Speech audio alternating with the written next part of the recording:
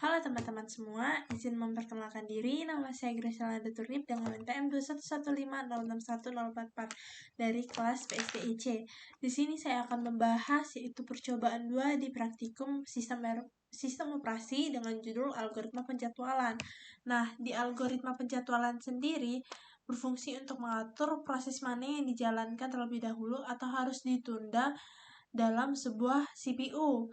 Nah, algoritma penjadwalan memiliki beberapa jenis, yaitu yang pertama itu FCFS atau First Come First Serve Scheduling, yang dimana artinya itu proses yang diterima terlebih dahulu maka akan dijalankan oleh CPU terlebih dahulu. Maksudnya itu jika ada suatu proses yang meminta ke CPU pertama kali, maka akan dialokasikan ke CPU terlebih dahulu, itu pertama kali. Nah, dapat dilihat di sini terdapat 3 proses, yaitu P1, P2, dan P3. Dengan burst time itu di P1 itu 24, P2 dan P3 itu 3 milidetik burst time. Nah, kita lihat di Gantt chart-nya. Di sini itu P1 yang pertama kali meminta ke CPU terlebih dahulu, maka si P1 akan dijalankan terlebih dahulu. Di sini maka waktu tunggu si P1 itu 0 karena dia dijalankan pertama kali. Kemudian dengan burst time 24 milidetik, maka proses akan menjalankan selama 24 milidetik. Setelah 24 milidetik, maka program akan menjalankan P2 karena si proses kedua yang artinya si P2 ini urutan kedua. Nah, jadi setelah dia menunggu selama 24 milidetik, maka dia akan program akan menjalankan selama 3 milidetik, yaitu dengan burst time itu 3. Setelah 3 milidetik yaitu 27, maka selanjutnya itu program menjalankan proses ketiga yaitu P3. Nah, begitu juga seterusnya. Selanjutnya itu terdapatnya shortest job first scheduling, yang artinya sendiri itu algoritma yang akan menjalankan proses yang memiliki burst time yang paling kecil terlebih dahulu. Jadi maksudnya itu jika suatu proses memiliki CPU yang memiliki burst time paling kecil, maka dia yang akan dijalankan terlebih dahulu. Selanjutnya itu adanya round robin scheduling, yang konsepnya itu sama dengan CFCFS, yang artinya menjalankan proses yang datang pertama kali sesuai dengan urutannya. Tapi di sini terdapat waktu kuantum yang membatasi waktu proses. Jadi ketika sebuah proses sudah mencapai waktu tertentu, maka program akan ditunda dan ditambahkan ke ready queue. Nah di sini tuh terdapatnya itu biasanya si round robin scheduling ini waktu kuantumnya itu sebesar 1 sampai 100 milidetik. Tuh, terdapat 3 proses nih di sini, yaitu P1, P2, P3 dan burst time 24, 33. Jadi, si program akan menjalankan si proses 1 terlebih dahulu. Kemudian, karena terdapatnya quantum time sebesar 4 milidetik, maka si program akan menjalankan sebesar 4 milidetik terlebih dahulu di P1. Setelah 4 milidetik, maka dijalankan itu proses 2, itu dengan burst time 3 milidetik. Nah, jadi setelah proses 2 sebesar 3 milidetik, kemudian P3 sebesar 3 milidetik, kemudian dijalankan itu P1 sebesar 4 milidetik lagi. Setelah 4 milidetik ditunda, kemudian dijalankannya lagi ke 4 milidetik lagi. Begitu juga seterusnya. Nah, selanjutnya itu adanya priority scheduling, yang dimana setiap prosesnya itu dilengkapi dengan nomor prioritas yang bertipe data integer. Jadi CPU akan mengalokasikan proses yang memiliki prioritas yang paling tinggi. Biasanya jika jika kan setiap proses itu memiliki nomor prioritas. Nah, jika nomor prioritas yang didapat suatu proses itu memiliki nomor prioritas yang paling kecil, maka dialah prioritas tertinggi atau yang terbesar. Nah, dapat dilihat itu jika terdapat beberapa proses yang memiliki nomor prioritas yang sama, maka akan dijalankannya itu sesuai dengan algoritma FCFS, yang dimana yang pertama kali datang maka akan yang dijalankan terlebih dahulu. Nih, dapat dilihat itu terdapatnya 5 proses.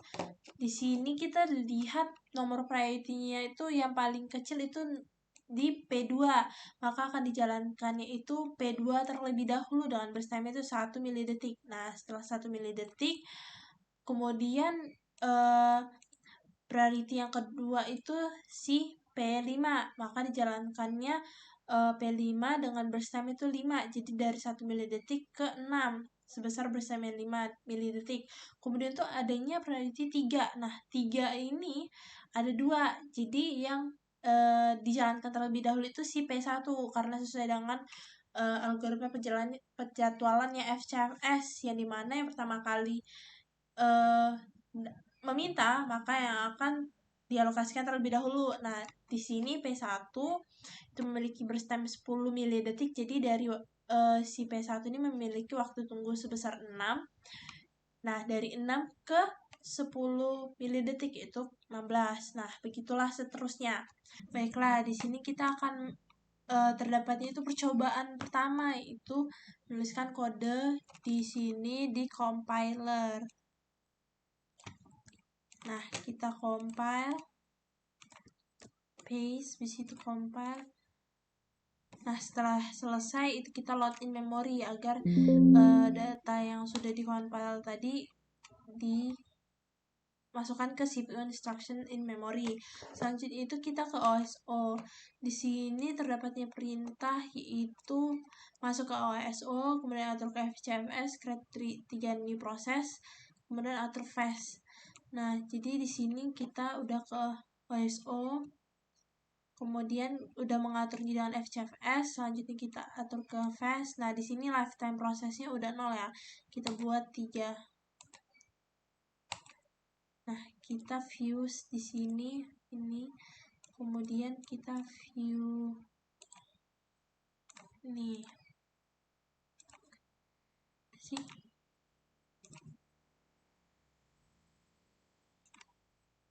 Nih. Kita klik start. Kita lihat, nah di sini pertama program memproses yang pertama karena sesuai dengan FCFS siapa yang datang terlebih dahulu maka akan dialokasikan terlebih dahulu. Setelah P1 kemudian P2 kemudian P3 yang dialokasikan.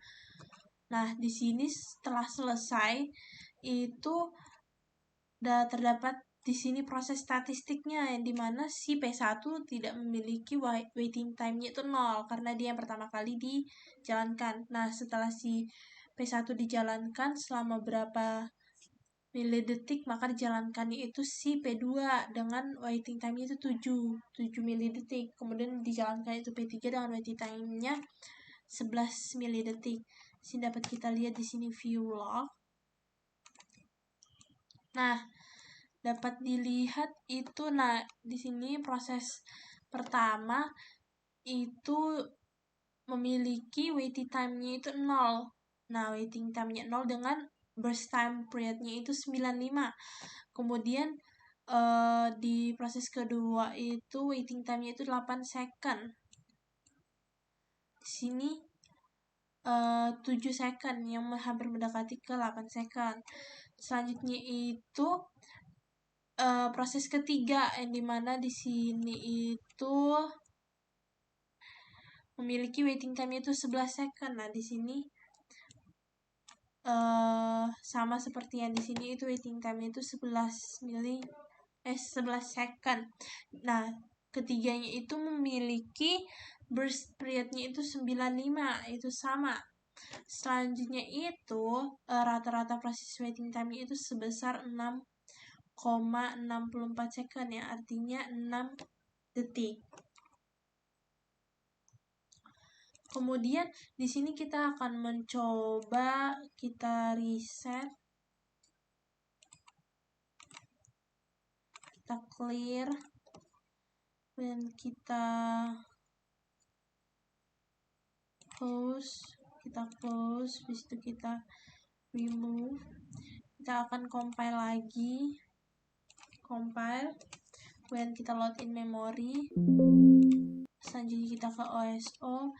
Nah, di sini kita akan mencoba create new process dengan adanya delay. Nah, di sini kita create new process yang tanpa delay pertama kali. Kemudian kita buat adanya delay. Nah, di sini kita checklist ini, kemudian kita buat di sini 10 second. Kita create new process. Kan menampilkan di sini itu delay-nya.